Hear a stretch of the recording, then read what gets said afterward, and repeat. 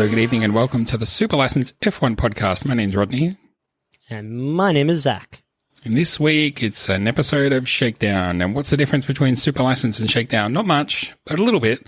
There's no race to talk about, no quiz. This is headlines and a few other miscellaneous bits and pieces. So it's a nice short little hello from us. It's a kind, neighborly hello from us. Yeah, it's a little hug. I mean, a socially distanced and, with consent hug from you, the listener. It's a hug for your ears. The hug is in your mind. Yes, exactly right. And luckily there's been some stuff that has happened. There has been. That we can talk about, so we don't have to vaguely, vamp for 15, 20 minutes, and we can instead talk about the fresh, so hot off the presses, the new calendar for 2021. Do we want to start there? We knew it was coming, and the fear is always when you do a podcast, it'll come out right after we do it. It always does. Driver news always comes out straight after. Let me whip through very, very quick, just the basic calendar. So it starts in Australia, then you got Bahrain, China, Spain, Monaco, Azerbaijan, Canada bumped back a little bit later in the year. Probably won't coincide with the holiday anymore. Maybe it will, I don't know. France, Austria, United Kingdom, which is Silverstone, aka Silverstone, Hungary, Belgium, the Netherlands, Italy, Russia, Singapore, Japan, USA, Mexico, Brazil, Saudi Arabia, and Abu Dhabi. There is a big TBC in late April, and that's because Vietnam has been whipped off the calendar.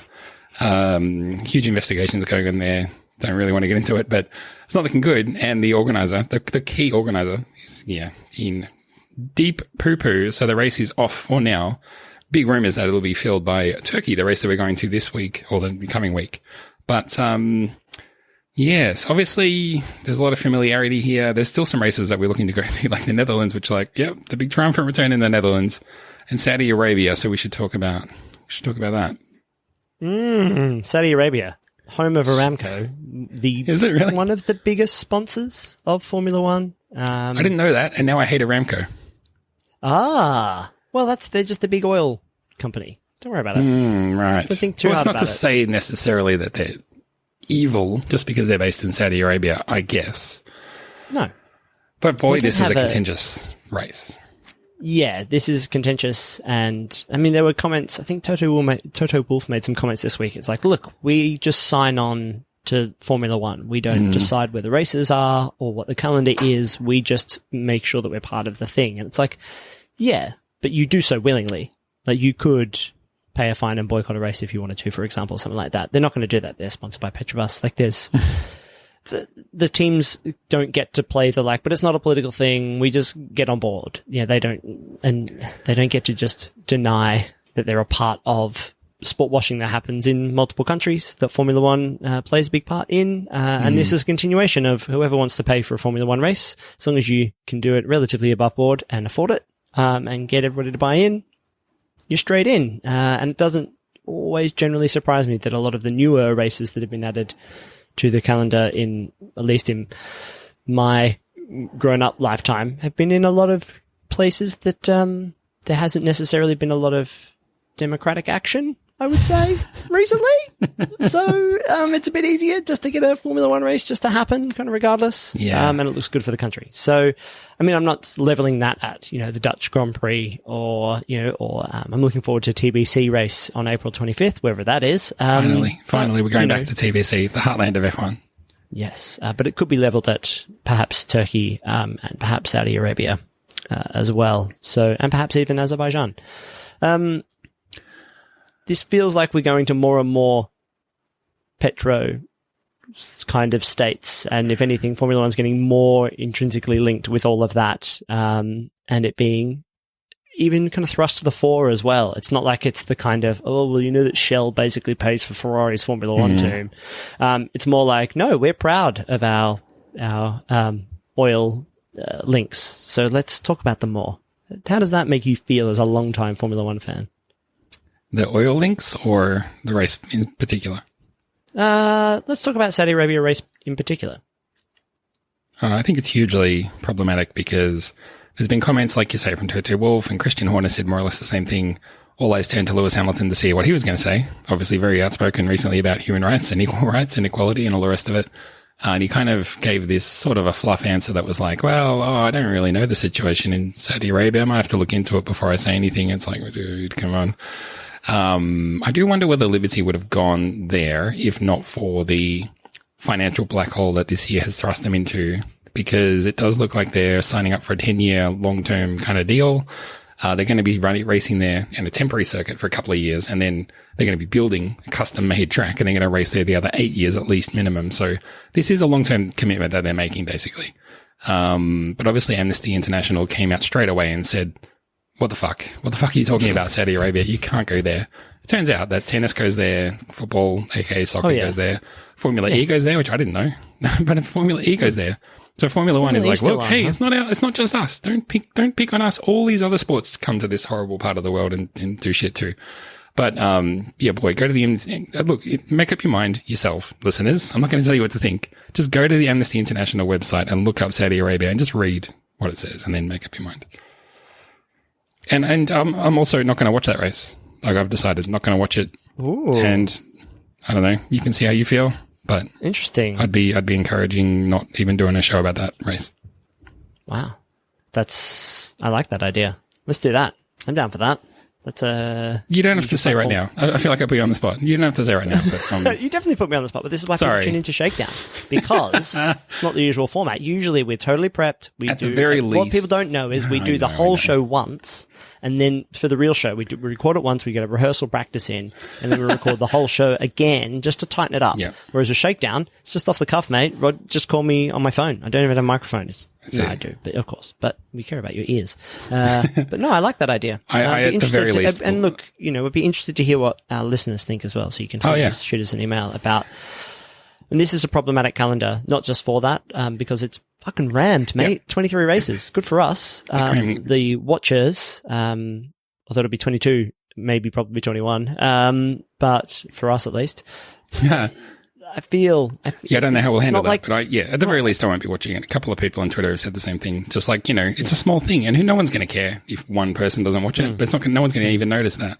But I think it's important that if you, have principles that you back them up, that's all. So at the very least, I will not watch the race. There you go. That's my promise to you. That's good. You always deliver on these kinds of promises. That's just that. Speaking of people who send in things on Twitter, we can come back to the calendar if you wish. Is there any other points about the calendar you want to make? I just want to say that it's big, and it's not like we're going to be coronavirus clear next year, even though the vaccine's looking very good and yada, yada, yada.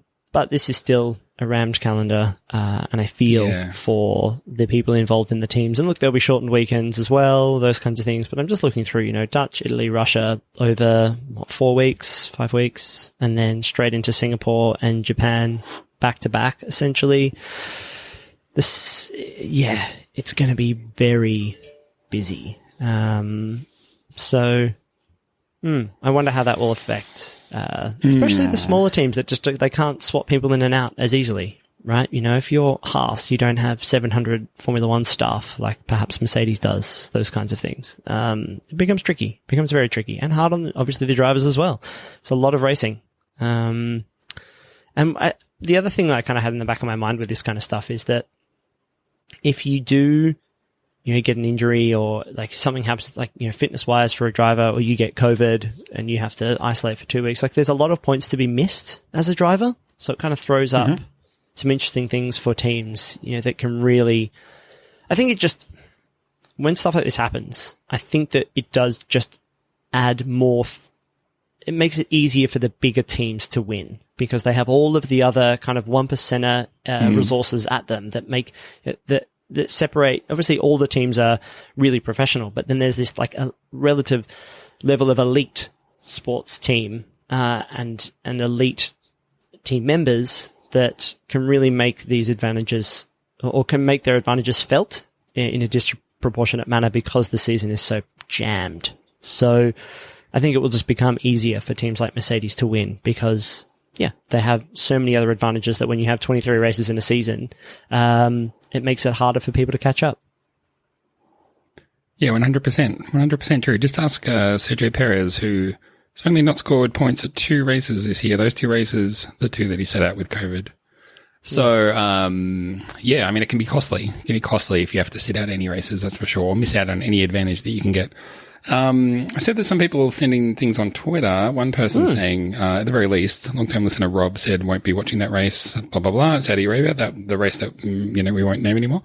For today anyway. But I wanted to also call out that this episode, we have got a Shakedown poll. This week's poll it's on Twitter. The poll is, what tastes better, Red Bull or Aston Martin Red Bull Racing F1? We'll circle back on this at the end of the show and tell you what the results are at the time of recording. But Zach, which one do you think tastes better, Red Bull or Aston Martin Red Bull Racing F1? Oh, gee. I do like a special edition Red Bull, and that does feel like what the Aston Martin, traditional old normal Red Bull is okay. But like the silver, blue, and red cans? Yes, please. Yeah, that's what I want. Do you go sugar-free Red Bull ever? Yeah, let's just say that Aston Martin Red Bull F1 Racing one will send me into a real spin next year. Very good. Well, we'll find out later whether people prefer the taste of an energy drink or an F1 team. One other thing that came in on Twitter that I want to run past you, which not technically like a question for this show, but it was a question to ask for some reason. I've already responded, but I want you to weigh in. The Super License trying to pick a Big Bash team. Help! Narrowed to Perth or one of the two Melbourne teams. Zach, please weigh in.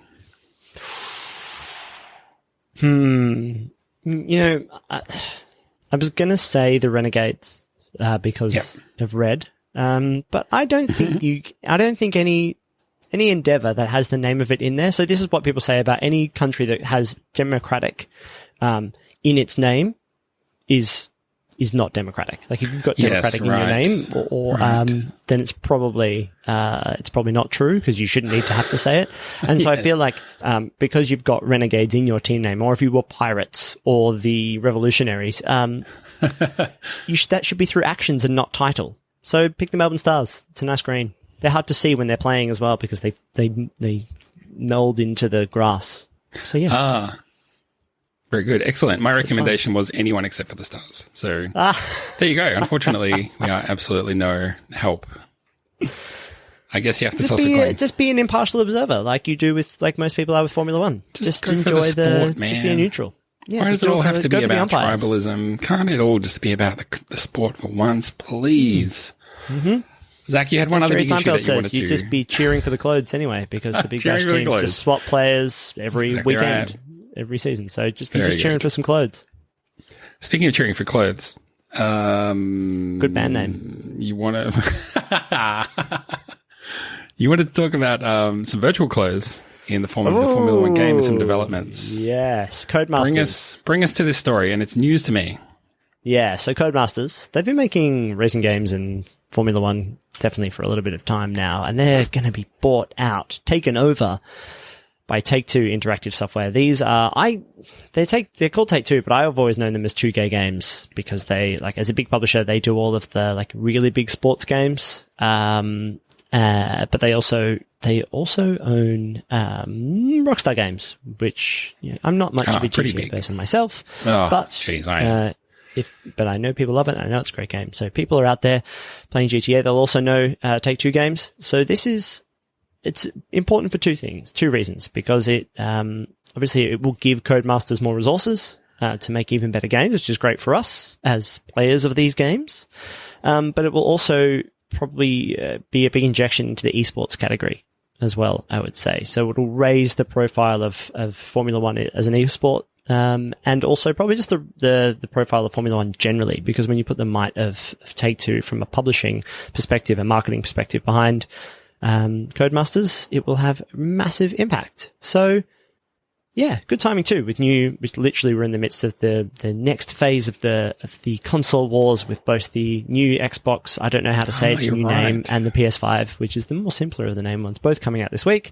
It's a good move. So good on Codemasters, I suppose. I suppose that's the plan, right? You get really big and then someone even bigger comes and buys you.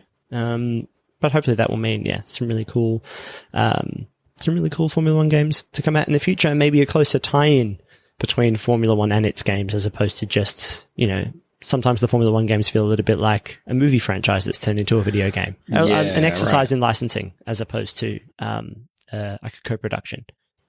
So on that tilt, here's a question for you. On the official Formula One Facebook account, they posted a video the other day of like, look at this crazy start to this, esports match, race, meet, whatever. They were like, check this out. It's crazy. It's bonkers. And everyone goes flying everywhere and stuff. And someone commented, would you mind please not degrading esports down to just, bloopers and highlights, because it really puts it down, and it's quite a good thing, and some people like it, and please give it the respect that it deserves. What do you think about that? I think that's fair enough, but I think that maybe Formula One has kind of read the room, which is that a lot of people like Formula One for its crashes and its bloopers and its kind of craziness. If there was a huge crash in Formula 2, that would be what they report. They wouldn't say, an otherwise quiet other race and 3/4, and also, unfortunately, a crash that no one likes seeing, so we didn't include it. Like, no one, it just doesn't work like that. Yeah, exactly. I think, why can't it be both, right? I don't think we have to live in the black and white world of like, it's either super serious or it's not. It's like, well, sport is both serious for the people who are really like desperately involved, and also an escape and not so serious. I love watching weird highlights of like, oh my God, did you see that curling game where the guy decided to throw the stone instead of slide it, and it smashed the ice and all the opponent's ones fell off the ice rink and his landed right next to the whatever it's called? Amazing. We've never seen it before. But it's not like curling comes out and is like, could you please respect our sport? Thank you. It's actually I hope that's real, because I'm going to look for that after this. I hope that was the case. No, I think it's both. I think it's both. And I think that we get very close to Formula One and forget that to most people it is a niche sport, niche for a lot of our listeners. And a lot of the joy is derived from crashes. And in our heart of hearts, we all know we like the crashes too, right? We like the stupidness. We love a first lap, bit of carnage. It's what I like fine. Is walking into work on a Monday morning and everyone's like, hey, Rod, you like Formula One? How about that crash, eh? And I'm like, finally, we can bond.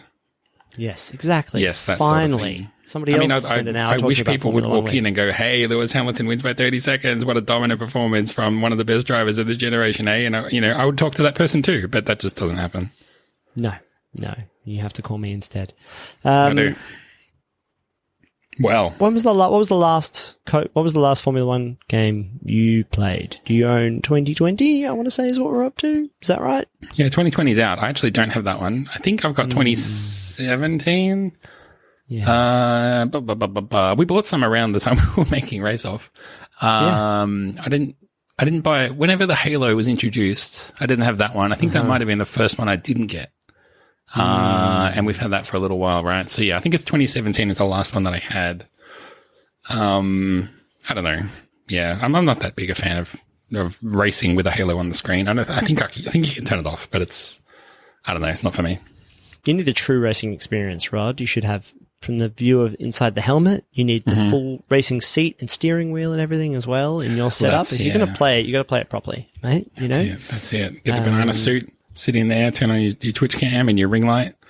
Yeah, and, it's funny because no one says that about any of the other sports, right? You're just not like people who play FIFA. Are like, well, I hope you're wearing full kit and I hope you're standing up and running around. You're not just fucking, you don't get, I hope you're playing with your feet. Yeah, I've cut some oranges for you. It's the only way. Yeah. You're going to buy a PlayStation and Xbox? You have a purist who has to play FIFA with their feet on the controller. It's ridiculous. Am I buying an Xbox? No, I'm not buying an Xbox. I would probably get a PS5, but I bought a PS4, got the Pro version, splashed a bit of cash, got the Pro version, and then played it for a couple of days, and then went, yeah, I'll get around to keep playing that, definitely, and that just hasn't happened. And I do that every generation. I had the PS3, didn't get my money's worth out of it, but then when the PS4 came out, I was like, yes, I will play this one. This is the one. And then, no, it was not the one. Maybe this one, I think, don't say this is going to be the one. This one might be the one because of all of the streaming stuff. I'm going to get a PS5, but probably not this year. Probably next year. I like to not do buy it right this second.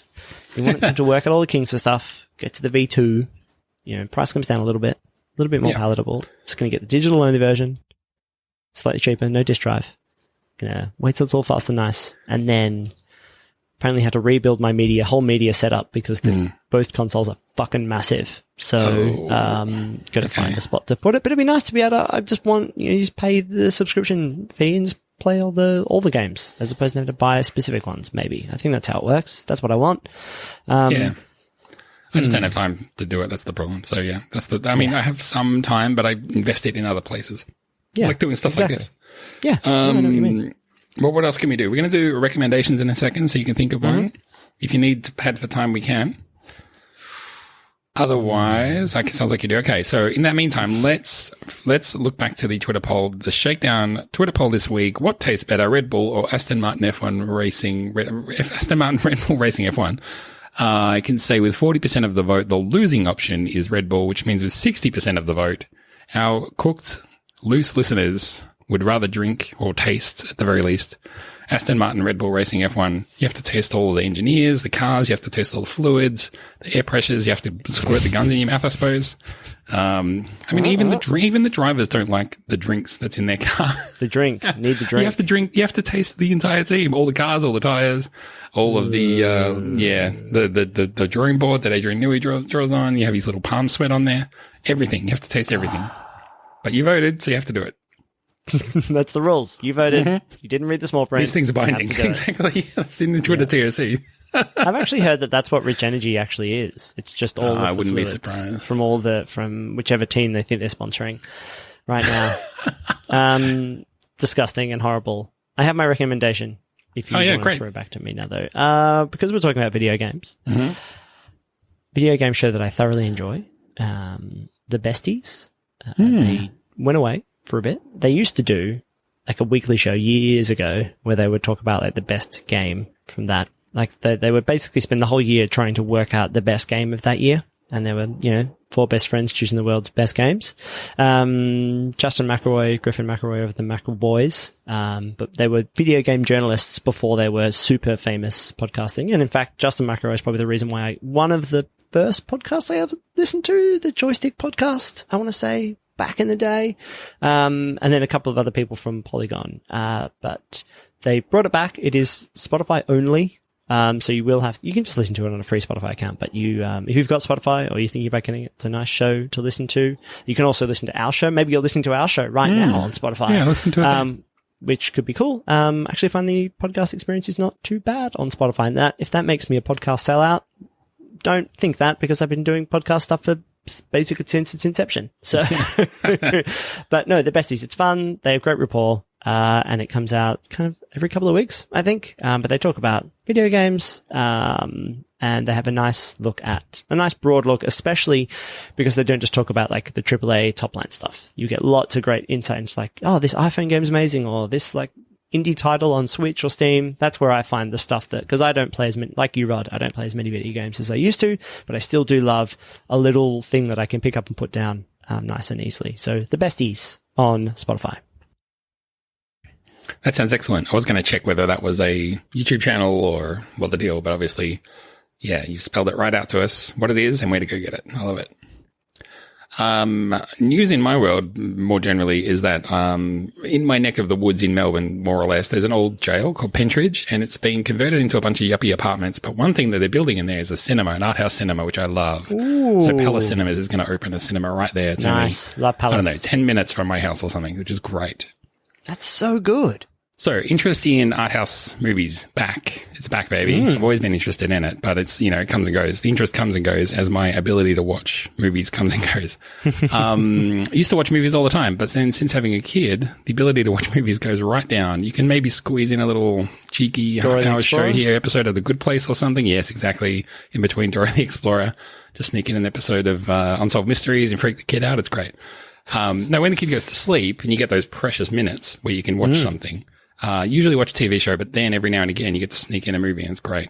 And probably in the last year I've watched maybe 3 movies. Luckily for me though, especially if you like art house movies, you'll know these. They're all really good. The ones I've watched. The first one I watched was Joker, which was like a year ago. But I was like, man, movies have gotten really good. Are all movies this good now? I love that movie. Then I watched Mother, a bit more esoteric, but, Jennifer Lawrence. But if you go in thinking it's a Jennifer Lawrence movie, you will not like it. It's It is about as art house for a mainstream movie as it gets.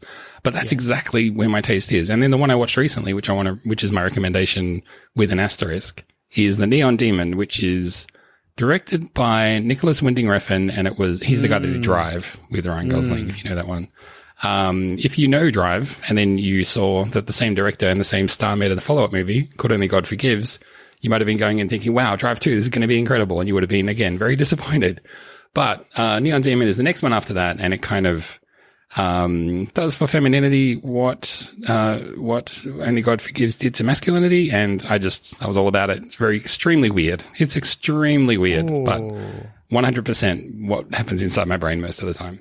Yeah. So I had heard Only God Forgives was not great, and kind of went, oh, maybe I wouldn't recommend it to you, though. What's his face is not great, and then I didn't pay any attention to Neon Demon. Yeah. So, well, I'm down for that. Not for you. This No. is what I mean. It's a recommendation with an asterisk. It's a recommendation if you're me. So, listener, if you're me, you might like it. One thing, just to talk about Darren Aronofsky for a second, because you brought up Mother. I had been told by a friend of mine that he thought that Darren Aronofsky does one good one, one bad one, and that's his rule set. How do you feel about that?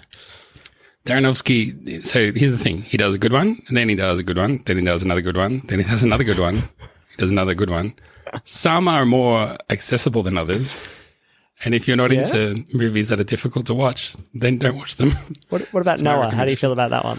I haven't seen that one. Is that the most recent one? No, it's just... Okay. I think it's from 2014 or 15 or something. Ah, cool. Well, I mean, I can't comment on what I haven't seen, but every one of his that I've seen, I've liked. But you know, I'm the same. if you said I love The Wrestler, should I watch Pi? I'd be like, no, you should not. Should I watch Requiem for a Dream? Definitely not. No. But if you like weird stuff that just is messed up, then go for your life. If you like Black Swan, watch Mother, because you like feeling kind of fucked up. But I think even Black Swan's way more accessible than Mother, though. Oh, yeah, it is. No, 100%, because it's far more understandable, I think. But I mean, the thing is, I like a movie that you don't just watch and then switch off and go, well, that happened. Time to go to bed. I like a movie you think about for days and weeks. I still think about Mother. I still remember the conversation that my partner and I had. What? Did you like it or not? Give me a... I loved it. I can't get a reading. It. Okay, great. No. I loved it. I loved it because I love this. I love, good. Metaphor and all that kind of bullshit. Anyway, I also thought, everybody in it was outstanding. Okay, yes, that's true. But I can still remember the conversation I had on the bus on the way back from watching it, with Amber and my partner, and just so much of that back and forth, and then telling people we saw it, and then they'll be like, "Oh my god, what did you think this was? What did you think of it? What do you think this means? What do you think that means? Why wasn't he listening to her when she was?" And it's like, it all means something, man. It all means something. Exactly. Because it's Aronofsky, and it's not what you think it is, or is it? Who knows? Or is it? Exactly. Well, there you go. That's my recommendation. If you like weird movies, go and check out those, I suppose. If you don't, avoid those. So that's my recommendation. It's very simple. Yeah, you made my couldn't be more video simple. game podcasting. My video game podcast recommendation really sound like trash. Did not. That's nonsense. If you want to be highbrow and cultured, listen to a video game podcast. It's all about different strokes, man. Different strokes. Well, speaking of, it's time for us to leave. So, thanks for listening. We'll be back after the Turkish Grand Prix. Is it even called the Turkish Grand Prix? Maybe. I don't even know. It's in Turkey. So we'll be back after that one to talk about, I guess, Lewis Hamilton becoming world champion, and whatever else happens to that race. Any parting thoughts, Zach? I wanted to sneak in a Turkish delight joke there. But let's just say I guarantee. Rose. There you go. I haven't risen Rose. I'm trying to get Rose in because that's what goes in Turkish delight, right? And I'm doing a bad job. There will be a Turkish delight headline. So the first person to tweet us the headline that they find with Turkish delight, it'll be probably on the Mail or something, the Daily Mail. The first person to tweet us a snapshot of the headline, Lewis Hamilton's Turkish delight, you will win something to be determined, TBC. But email us or tweet us. Yeah. Oh, you can do that at superlicencepodcast@gmail.com and follow us on Twitter at superlicense with an SE at the end, because that's the fun way to spell it. Yeah, that's because of licensing and trademark and all that kind of stuff, probably. I guess. We're spinning our wheels here, so I guess maybe we'll say until next time. Thanks for listening. Until next time, my name's been Rod. My name's been Zach. It's been good talking to you, and take care of yourself. Bye-bye. Bye. Can we do that on the show? Yeah, sure.